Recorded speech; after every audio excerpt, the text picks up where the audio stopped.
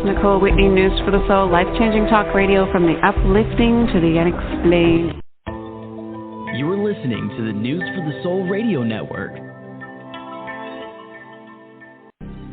The News for the Soul radio network airs daily, and our archives are always totally free. Go to newsforthesoul.com to join the next live show now. That's newsforthesoul.com.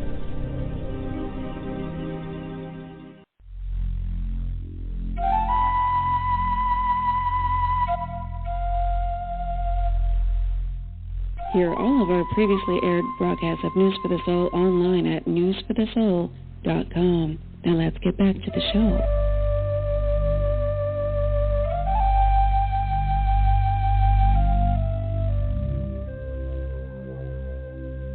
Next up, one of the newer shows on the network, Light Body Healing with Dr. Lara. Let's bring her on, Dr. Lara, and get her to reintroduce herself, her show, and what's up for today. Welcome back. Hi, thank you. I'm so excited to be here again. This is probably one of my most favorite things that I do every couple months, every month, every couple weeks. So today I have with me Elizabeth Yarnell. She is a traditional naturopath and certified leap therapist, and we're going to be talking about autoimmunity and parasites and how hidden parasitic infections can be ruining our health.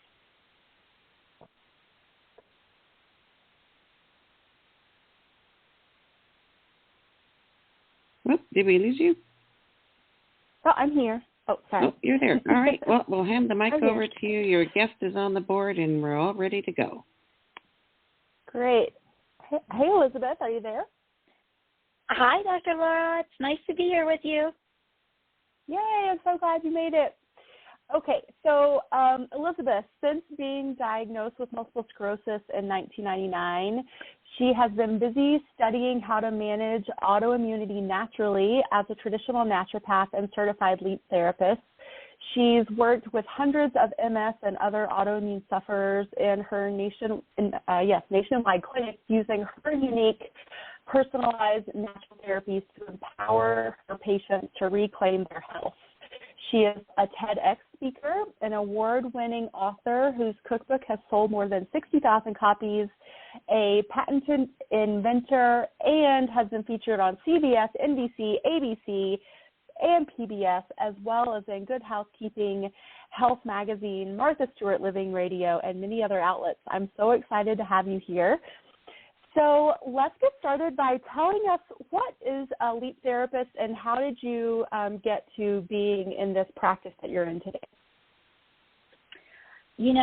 It all started for me one night in 1999 when I went to sleep as usual, did my whole bedtime routine, and when I woke up, I was blind in my right eye.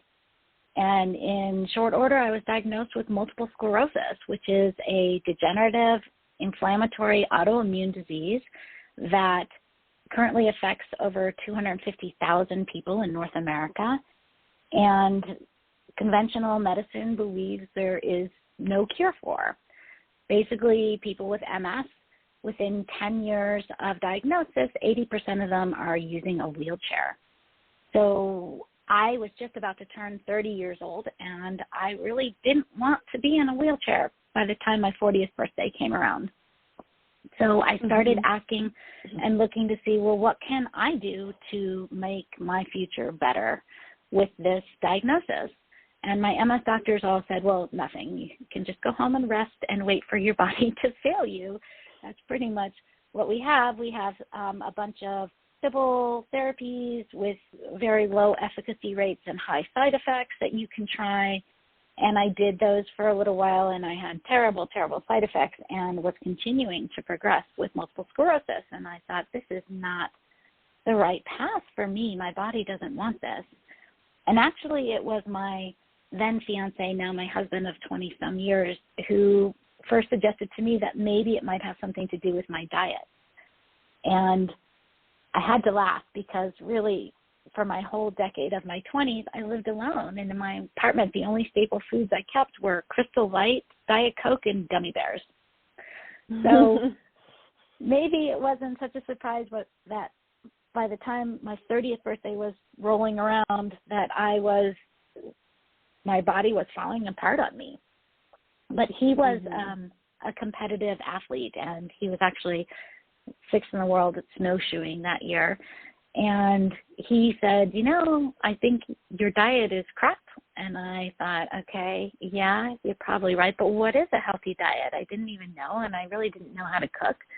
And so I started researching what is a healthy diet through publications like from the Mayo Clinic and the ADA. And I started taking cooking classes and watching the Food Network, which was in its infancy that year or at that time, and playing around in the kitchen. And what I realized from my research was that there was a fundamental truth that was coming through in all of these recommendations for health. I'm not talking about weight loss, I'm talking about health. And that was that whole foods were better than processed foods. And I thought, okay, well, that makes a lot of sense. Processed foods have a ton of other things added to them, additives and preservatives and chemicals. But whole foods are really hard to cook from. And as I was learning how to cook, I was realizing that it just took a long time to prepare your foods, all your meals from whole foods. And then the cleanup was always a nightmare and added a lot to my food preparation and eating lifestyle. But fatigue is a hallmark of MS. And so that was hard for me to maintain, and I needed to find a way to make it easier to eat whole foods more often. And one night we were watching a late night TV in the days before we had cable, and the guy comes on in this infomercial and he says, look, I can make your whole meal in this one countertop appliance. And he puts in dry rice and a can of tomatoes, and then he puts a metal grate over it, like a barbecue grill type grate, and puts chicken breast on top of that, and then he puts another metal grate over it, and then puts brownies on top of that, covers the whole thing with a dome, plugs it in and turns it on. And I thought, wow, that is brilliant. I want to make my whole foods-based meal all in one pot, but I don't have that countertop appliance, and I don't have any of those metal grates, and honestly, I really don't care about the brownies.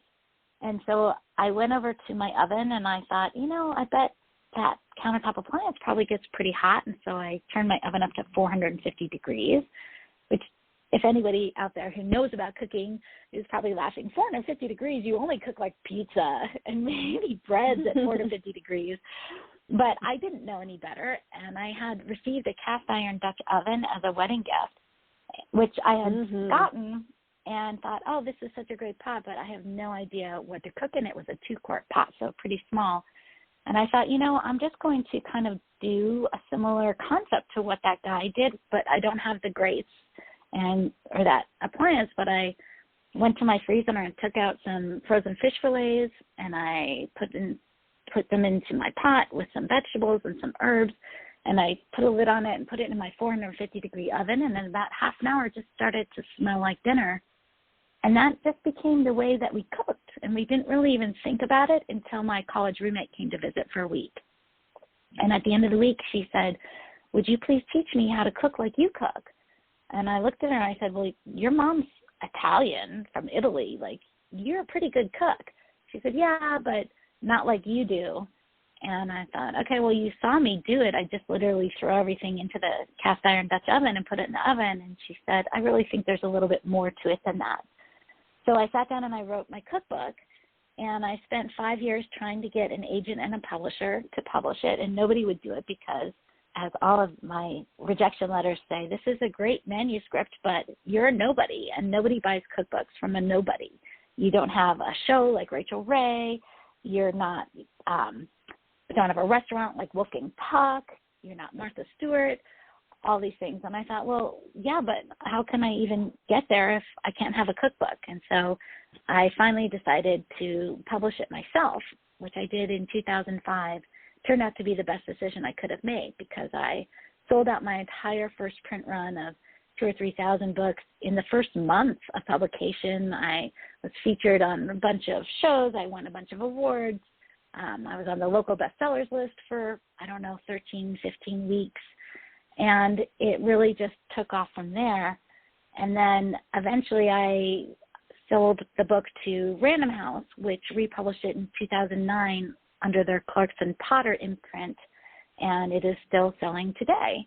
So that's called Glorious One-Pot Meals, and that really got me into the idea of that I had control over my own health, and I could improve my health. And the more I focused on eating whole foods, the better I was feeling and improving in my own multiple sclerosis health.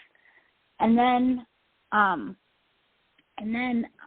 started having babies, and my oldest child was really sickly from the beginning. From the minute he came out, he was just in terrible pain all the time and didn't sleep through the night and terrible constipation, and none of the doctors could help us. We took him to pediatric GI clinics. We had his DNA mapped. We had abdominal x-rays done.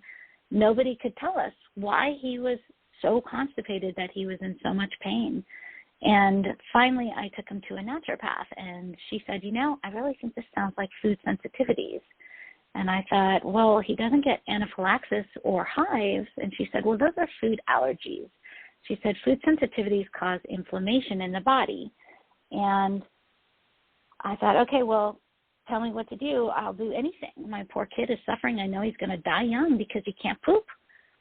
And so we did a food sensitivity test called the MRT, the Mediator Release Test, which is really the gold standard of food sensitivity tests, and it changed our lives.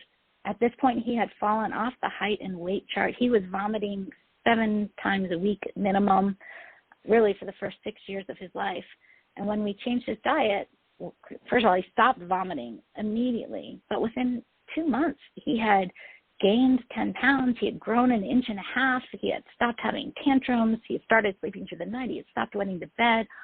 All these things had happened. And I realized, wow, this is life-changing. And I decided that when I finished my degree as a naturopath, which I had been working toward, I really wanted to focus on food sensitivities and designing customized anti-inflammatory diets for people, which is what I do in my nationwide clinic. But on top of that, I know we want to talk a lot about parasites, because I realized in the last decade that I have been working in my clinic and working with hundreds and hundreds of autoimmune sufferers that there is more to it. And often that more to it has to do with hidden parasitic infection that has never been diagnosed or addressed. And it's way more common than we may have been led to believe by our medical community. Mm-hmm.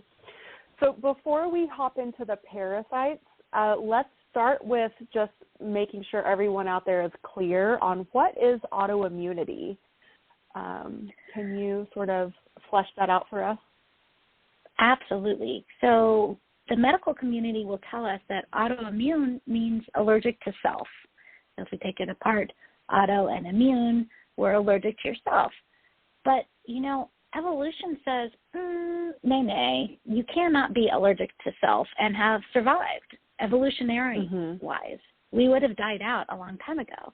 So if that is true, then, and it is impossible to be allergic to yourself, because what the medical community believes and this is what they told me when I was diagnosed, is that what happens in multiple sclerosis is that there's a subset of white blood cells called T cells, and the T cells in MS are going rogue. That means they are reacting and starting the immune response and the inflammatory cascade without any rhyme or reason. Normally, our immune system responds to foreign invaders. That's what our white blood cells are meant to do. They are the soldiers that go out and say, are there foreign invaders in the body? Well, typically a foreign invader is a virus or a bacteria or maybe even a mold. And if the white blood cells find a foreign invader, they start sending out our weapons, which are heat, inflammation, and some chemical activations like antibodies and other things that our blood can release. Well, the thing is, it works pretty well against virus, okay against bacteria, but not at all against parasites. Parasites could care less about heat, inflammation, antibodies, any of these things. They don't matter. They just keep going about their jolly way. So the immune system, the white blood cells, continue to see a foreign invader, and they continue to cycle out the immune response and the inflammatory cascade, which is what we recognize as autoimmunity. So what I believe is that autoimmunity is not being allergic to yourself. If you were allergic to yourself, you'd be dead pretty much, and you certainly wouldn't have reproduced, evolution says. But instead, there's actually something triggering these inflammatory reactions and this autoimmune cascade. And what our human error has been that we haven't been looking in the right places to find those triggers. Because just like people with celiac disease, once they realize that their problem has to do with gluten and they take gluten out of their world, they live a pretty normal life. They don't have constant problems until they're exposed again to gluten. And it is like that for everything that is inflammatory. We just need to find the triggers and remove them. Right. So I think this is, you alluded to this a little bit, but I think it's just worth sort of reiterating is that so much of medicine has sort of revolved around this whole theory of, you know, it's a genetic trigger. It's it's in our genes. It's predestined, blah, blah, blah. But in reality, it's the environment that is, you know, signaling certain genes to turn on and off, and then, you know, and the immune system as well. And so really, I think, and I'm really excited about this unfolding, this deeper and broader awareness of epigenetics, which is, you know, the environment is what affects the cell and our body and our health and, you know, our immune system and all that good stuff. And so, yes. Okay.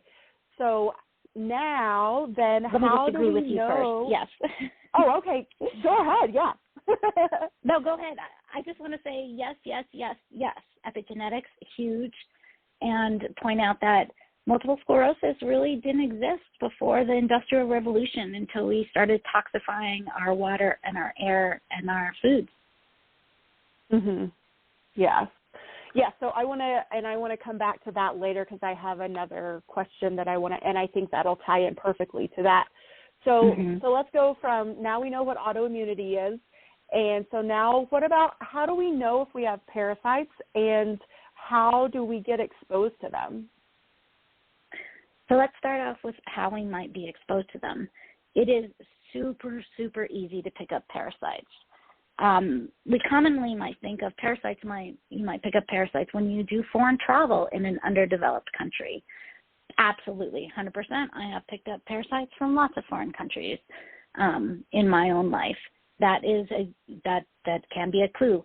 You may have gone, say, to Mexico and had diarrhea. That may have been parasites too. Or you may have had closer to home an incident that you may have termed food poisoning, or you may have thought it was a 24-hour stomach bug or something like that. That may have been actually picking up parasites. You can get them from eating sushi. You can get them from eating undercooked pork. You can get them from swimming in a lake or a river, or even a chlorinated public pool or a water park. I had a whole family who had been at a water park and picked up Giardia. You can get them from playing with your dog or your cat, from cleaning out the litter box, from playing in your garden, from walking barefoot. Some parasites come up, bicho de paix, they come up through the soles of your feet. You can get them, remember in 2018, there was a bunch of McDonald's and their salads in 15 different states were contaminated with Cyclospora, which is a parasite. And there has been a decade of cryptosporidium infection that they think might be coming in through fresh cilantro. And if you can think of how many times you've seen fresh cilantro on the menu or on your foods at restaurants. At one point in 1993, the entire city of Milwaukee was infected with cryptosporidium just through their municipal water supply. Wow. It's just really, really easy. One drop of water is all it takes. Wow, that's amazing. Okay, so most of us have probably been exposed in some way, shape, or form. So So how do we know? What are the signs and symptoms? So sometimes in a healthy system, you can just flush those parasites right out of your body. They never move in, take up residence. But in other cases, they do. And the job of a parasite is to find a host, move in, take up residence, and populate. So they're not really going to go away unless they're directly addressed. The problem with figuring out parasites is testing is notorious for false negatives. So there are stool tests, there are blood tests. Some parasites live in the bowels. They maybe might show up in a stool test if you're lucky and that piece of poop actually had them. But again, 50-50 chance, notorious for false negatives. Some parasites, like there's one called Chagas, which is in South America, kind of in the Amazon region, and it is a bloodborne parasite. And the only way that you can find it, there's like 2 labs, maybe 3 labs in the United States that will even know how to test for Chagas, because you have to take the blood sample and put it on a special slide with a special medium under a special microscopic power to even find the Chagas parasite. So what this tells us is that we could try to test and determine 100% for sure that we have parasites, but it's a lot of money and a lot of time, and you may get a negative result, which you shouldn't trust. Still believe, even if you get a negative result, that there's a 50-50 chance you probably have them. If you get a positive result, you can know 100% they're there. There are no false negatives for positives. But it's very hard. So what are some of the symptoms? The number one symptom I always look for is sudden onset of symptoms. So, for instance, I have a potential client who his symptoms literally started 2 months ago. He has the exact date, the 18th. That's when his vertigo started, is what he's having, is dizziness. So when there is an exact date when something started, makes me suspicious, oh, well, maybe that's when you were infected, because it wasn't something that built up. It's like yesterday you didn't have it, today you have it. So an infection is something that could have caused that. So sudden onset is something I look for. You could have chronic bowel issues. It could be diarrhea or constipation, or cycling between diarrhea and constipation. It could be stomach cramping or other types of digestive malfunction. It could be fatigue. It could be, for my husband, it makes him vomit a lot. He's a vomiter. It takes me a lot to vomit. I vomit like once a decade, like Seinfeld. But I remember one night he was sound asleep, and all of a sudden he literally started vomiting before he even woke up. And as he lifted his head off the pillow, the vomit went in an arc around in front of him. No. So that can do it. That can be a cause. But one time when I had parasites, it caused me to faint. My husband used to faint a lot too from his parasites. It could be headaches. It could be almost anything. Nausea is a big one. Waking up at 3 a.m. is a big sign of parasites, because parasites are very active in the middle of the night, and they will wake you up. Also around the full moon, parasites are very active, so that might be an indication. But I was just going to ask you that. all of these are kind of symptoms that you could experience from a lot of reasons, right? So I often find that it's just better just to really treat or do a parasite protocol at the beginning of embarking on any types of other therapies to wipe out any buggers be in there and causing problems, because you can go through all the trouble of changing your diet or taking other medications and all that trouble and still not get the relief that you're seeking, because there's still parasites there. So I'm a big fan of doing, seasonal detoxes, and in that I mean just helping your body like relieve itself of the toxic burden that we're all exposed to. on a regular basis. So so it sounds like maybe this could be something that could be integrated into a protocol like that as well, so that it's just something you periodically do. Absolutely. Because it seems like you do that. Yeah, you could treat it, but then if you're re-exposed, then you're then it's back again, right? Yeah, and it's very easy to be re-exposed. I personally have had parasitic infection at least 6 times in my life that I'm aware of. Wow. Okay. Yeah. And I'm even thinking of like just both past clients and friends and family that that probably have had a long-standing infection that just hasn't been addressed based on everything that you just described. Yeah.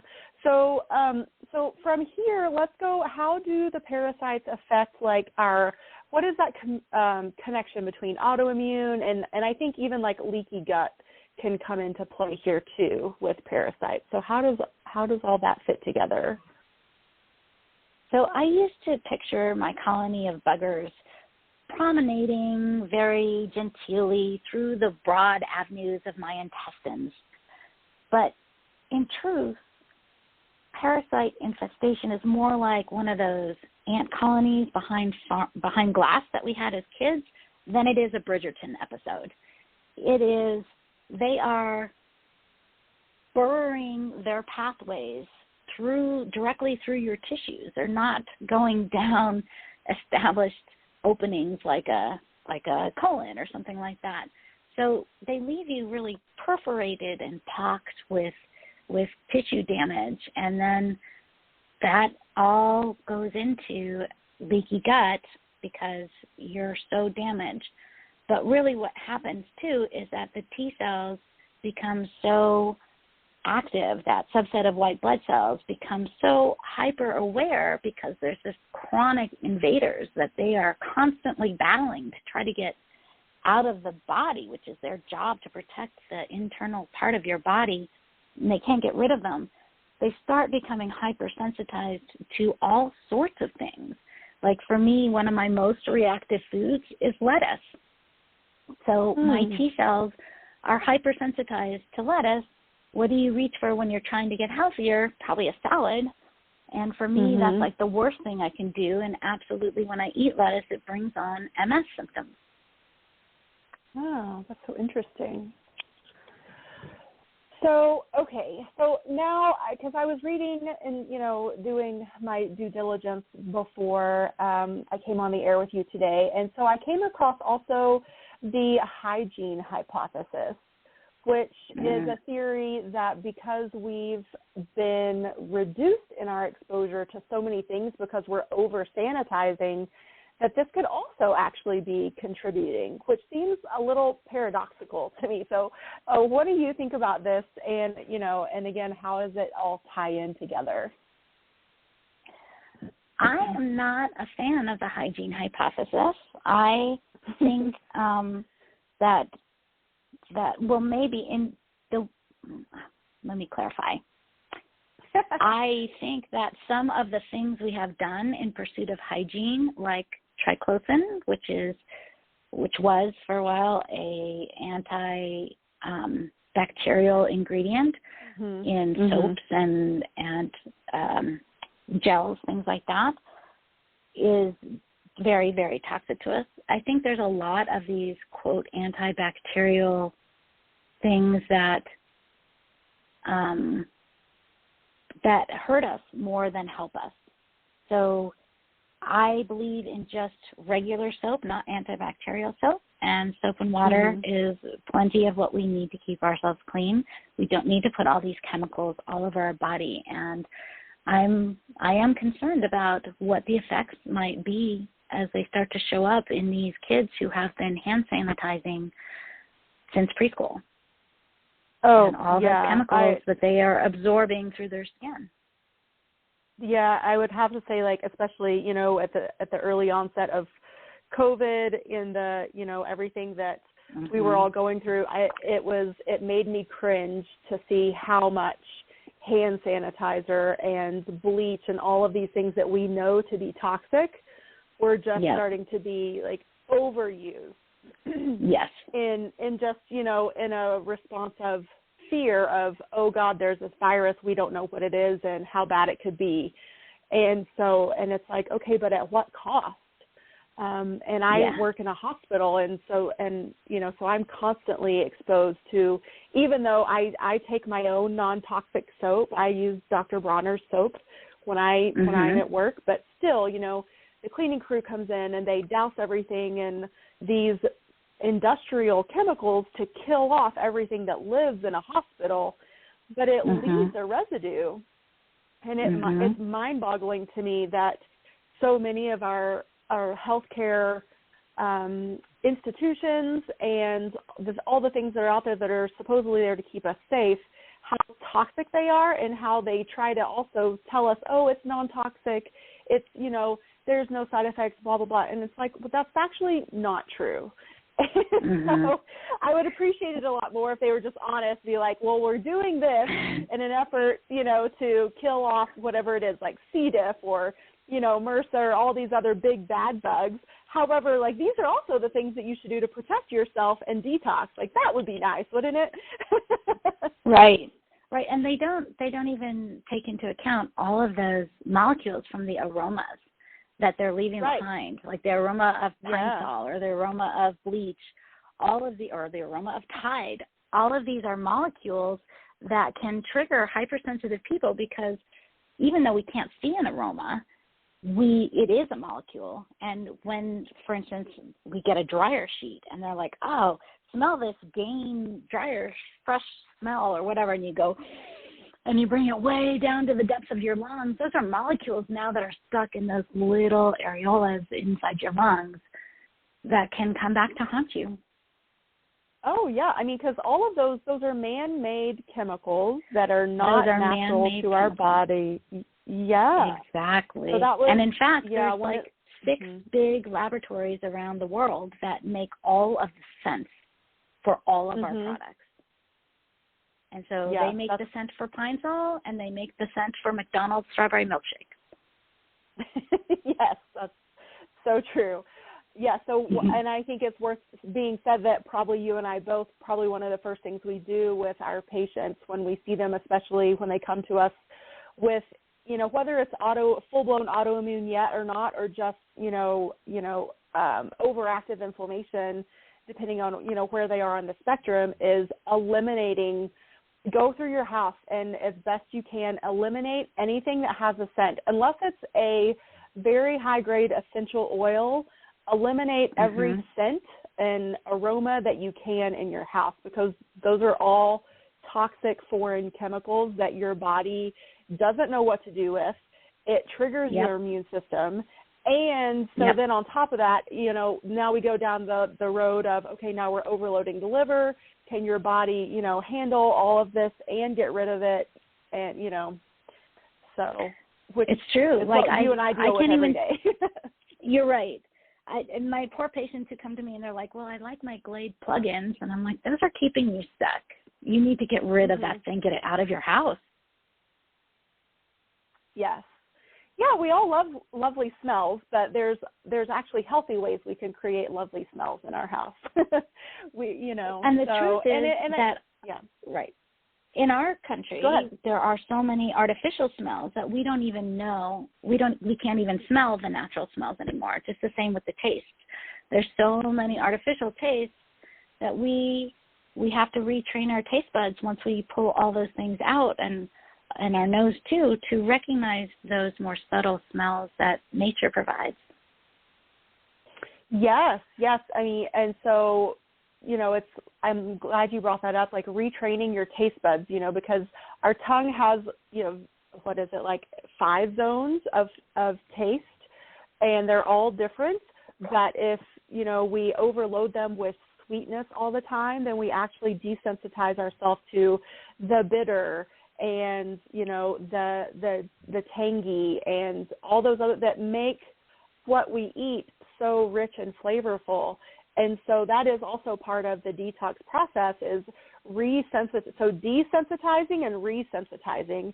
And it's the same with our nose and our smells, because they're so intricately connected. there was a great book I read. It's called The Emperor of Scent, Scent, and it was about the scientists who worked on how we smell, because that's really the only sense that we don't really understand very well. We know that we see through rods and cones in our eyes. We know we have taste buds that sense us. We know the receptors on our skin help us feel, but nobody has really figured out how smell works. Mm-hmm. It is so interesting. But the one thing that we do know, is that our brain recognizes chemicals by some sort of smell signature, but that those chemicals are having an effect inside of our body too. So I think that's the take home that people need to remember from today, of all the valuable things that we've even talked about so far and are still yet to come. That every time you smell something, if it's man-made, it's most likely not good for you, and creating inflammation in your body, unfortunately. Yes, and let me tell you, I try to avoid that aisle in the grocery store for all of the laundry detergents and dishwasher detergents and things like that, because that is so toxic, that whole aisle, and it's overwhelming. When my kids were little, we had a carpool mate, and I would pick him up in the morning, and he would get in the car, and the entire car would smell like Tide. And I would think, this poor kid, all day long, he's living in this cloud of chemical smell. He can't even smell anything else beyond the Tide in his clothes. He's stinking up my whole car, giving me a headache. Yeah. So so let's think about what it's like when we go out into the woods or we go to the beach and we have all those smells around us. And so I think this is a really good segue into, I wasn't even planning on talking about this, but I feel like it's going to come up naturally. It's just the microbiome. And it is sort of related to that hygiene hypothesis of the variety of things that we're exposed to that actually help our immune system and help our body's defenses be that more intricate and stronger and more diverse. And so because, when we're gardening or out in the woods or at the beach or wherever it is, and we're sort of stirring things up, so to speak, we're inhaling those. And if we're, maybe we're exercising and we're breathing through our mouth and our nose, we're also inhaling them. And that's a good thing, right? You want to talk about that a little bit? Yeah, absolutely. The microbiome, that's the last frontier, right? This is like space, but it's inside ourselves. And it's even more vast maybe than space of what we're learning. And the organisms that live in there are more multitude than we ever even imagined. And they play a much bigger role in our health and supporting our health than we could have thought.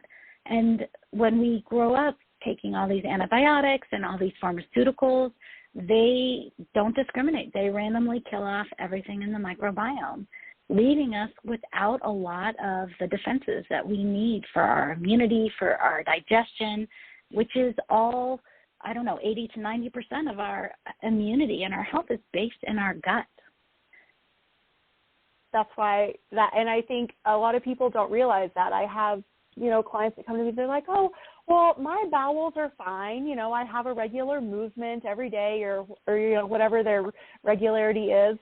And still, I feel like needs to be reinforced that our immune system starts in our gut. And, when we are exposed to dirt, there's a great book out there called Eat Dirt by Dr. Josh Axe, who is a chiropractor and also a functional medicine practitioner.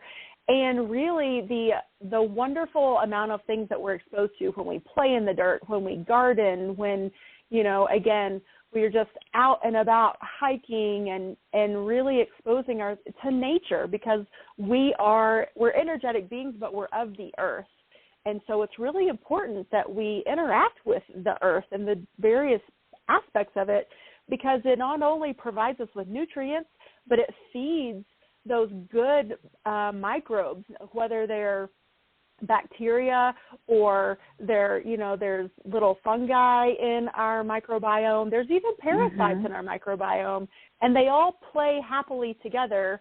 And it's when they become out of balance that then there's a problem, right? Right. So we can tolerate some parasites, but when there's a void, nature hates a void, right? So when we take antibiotics and we wipe out part of our microbiome, then we have a void, a space for undesirable things like yeast and to move into that space. And then we can get like candida overgrowth and things like that because there is that void. If we have a microbiome that's in balance, then that's what we need. And everything there is H. pylori in our microbiome, and that's fine as long as we're balanced out with everything else and it doesn't find a void to move into and expand and take things over. Right, exactly. So what is your approach to this treatment, to I guess maintaining or restoring the balance? So I use an herbal parasite protocol that is very, very gentle, only addresses the parasites, doesn't affect the rest of the microbiome. It's a combination of 4 different herbs. Actually, they're all individual and separate because you take differing amounts of each herb several times a day over the course of a month. And the idea is that you get enough of the specific herb in there to really saturate the tissues and toxify the parasites, and then they let go and they flush out through your system. I find it's very effective and so gentle. I even use it with babies when their moms find worms in their diapers. Oh, okay. So would you say, because I know, sometimes people experience some die-off symptoms, and if anyone out there has not done a detox, or maybe you have and then it immediately made you feel like crap, probably because your body, you're feeling the toxins actually release in what they call a die-off reaction, and it actually makes you feel worse before you feel better. So you're saying, I would assume, like when you say gentle, that you don't experience these die-off feelings. Most people don't symptoms? experience any die-offs. No. Sometimes in the first week they might experience some gurgling in their stomach. It kind of depends on how old the parasitic infection is, how long the parasites have been in there. Like if it's a newer infection, maybe like 2 weeks ago, they might feel more gurgling in their tummy as they start the protocol. But in general, the most commonly reported side effects I hear are deeper sleep and more vivid dreams. Yes, for sure. Well, what else? So I think the only thing that we really haven't touched on yet is that that you and I sort of talked about before we got on the air today, is that health is our birthright. So let's sort of like tie it all together and I guess and start to wrap things up. And so what is the take-home message that you want to leave everyone with today? Yes. So that's one of my mottos is health is our birthright. We are entitled to good health. And even if someone has been struggling through the medical system for many years and is frustrated, and the medical community is telling them that there is no hope for you and this is your lot, I don't agree with that. I think there are things that we can each do. My focus is on empowering the individual to take control and to understand their body and their health and to take the steps that their body is asking them to do. This is not a pill for an ill type theory.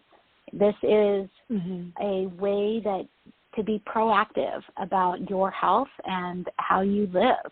And a lot of that has to do with the foods that you choose to eat and the things that you choose to have around in your environment and surround yourself with.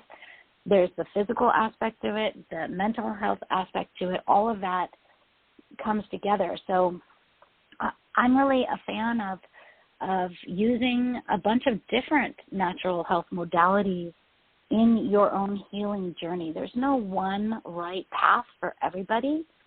You have to seek it out and find what resonates for you. That's one of my missions. I developed something called the Holistic Health and Wellness Collective, And in the collective, we have a bunch of different types of practitioners that's growing all the time who provide little mini trainings about their specialty so that people have a place to go and get a little taste of different types of healing modalities and see if this is something that resonates for them that they want to pursue further, whether it's healing with laughter or healing with lasers or using tuning forks for healing or sound healing, all sorts of different healing modalities that can assist and help people along on their healing path. Yes, absolutely.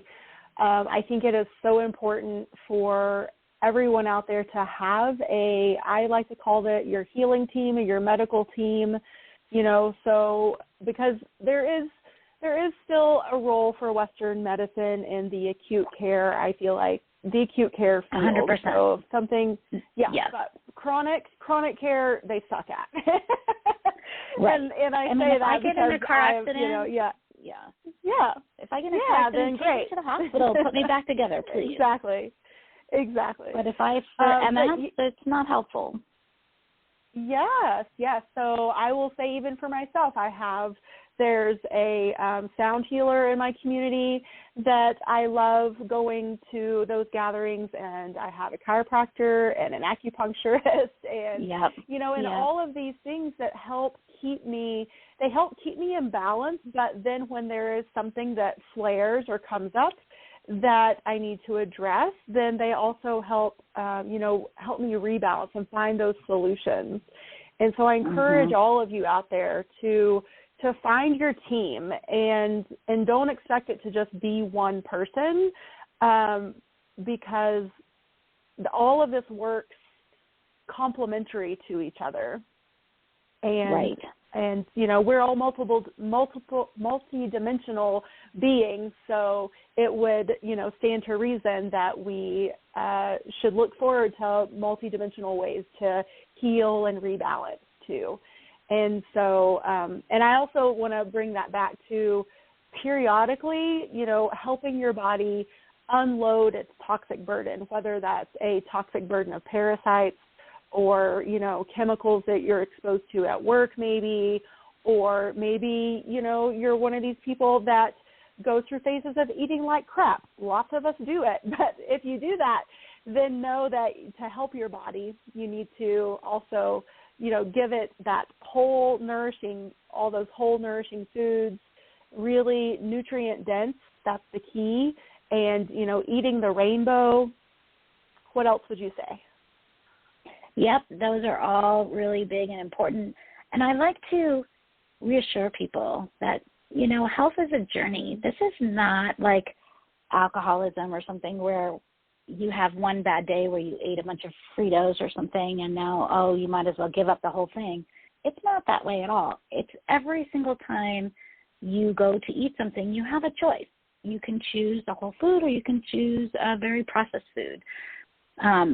The nice part about the time that we're living in now is our labeling laws have gotten better. So you can look at the labels, and if there are chemicals on there that you can't pronounce, that you don't understand, you don't know what they are, you can choose something that is free of those. There are so many different options for foods that are cleaner these days that you can buy already prepared to meet our busy lifestyles. So yes, all of that is very essential and a really good first step, just to start reading labels and stop eating things that have chemicals in them. Yes. Stick to the outside of the grocery store. Buy as much local produce as you can. Hopefully, I know we in the Northern Hemisphere are going into winter, so but still there's, eat with the seasons as well, because, again, our bodies are cyclical beings, and so as the seasons change, then the energy expenditure changes, and the way we react to certain food also changes. And so, if you can find local farms, local produce, farmers markets, CSA boxes, any of those things, to really not only support your local agricultural industry, but also to support your body and the natural cycles that it goes through. I also am a fan of frozen vegetables and produce because those things are flash frozen pretty much off the field. So, I'm in Colorado. Oh, yeah. There's not a lot going to be growing here in the month or so. It's going to be under snow. Exactly. So, yeah. It doesn't mean I don't want to have vegetables during the winter. I do. So frozen, I think, is the next best option to fresh. And actually, if listeners want to go to Glorious, GLORIOUS, potmeals.com, they can pick up my ultimate checklist for stocking your freezer and pantry with healthy foods that you can pull out and use to make healthy meals any night of the week, and just makes it easier when you have the food in your house already. Yes, fabulous. So also, yes, tell us where else people can find you. So that gloriousonepotmeals.com, that is related to my cookbook and my eating method, which, again, is patented and unique and just makes it super easy to throw a really healthy meal on the table in about 45 minutes. And most of that is cooking time. And then the other website I wanted to direct listeners to is multiplesclerosisdiet.com. And there you can get my top 3 items that you should never eat if you have MS or another autoimmune issue. These are things that you can easily look at the labels and find and steer yourself away from, and give you a good jump forward on reclaiming your health. Great. Thank you so much. And just to wrap things up today, thank you so much for being here. I loved this conversation, and I feel like it brought up so many good points and so much good information. My name is Dr. Lara May. I am a functional medicine practitioner and intuitive energy healer, and that's sort of my unique thing that I do is I combine both of them together to help allow you and empower you to have a deep healing across multiple dimensions of your life. And you can find more about myself and my practices at drlaramay.com. And if you are inspired to work with me, I am hosting a group coaching program called the Sacred Self Holistic Health Mastery, where we really dive deep over a 9-month period into anti-inflammatory healing and detoxing seasonally, and then incorporating different energy healing modalities that to help you build your own practice and really give you the tools to create a lifelong healing journey for yourself. So thank you so much, Elizabeth. It was great to have you, and I look forward to doing more shows with you in the future.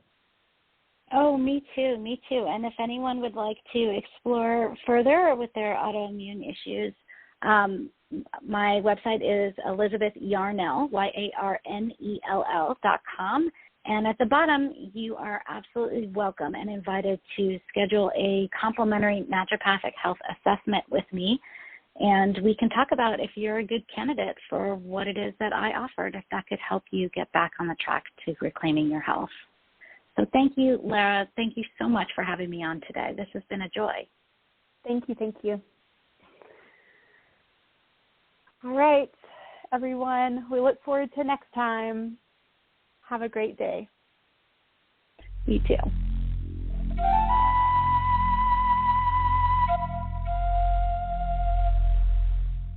Hear all of our previously aired broadcasts of News for the Soul online at newsforthesoul.com. Now let's get back to the show.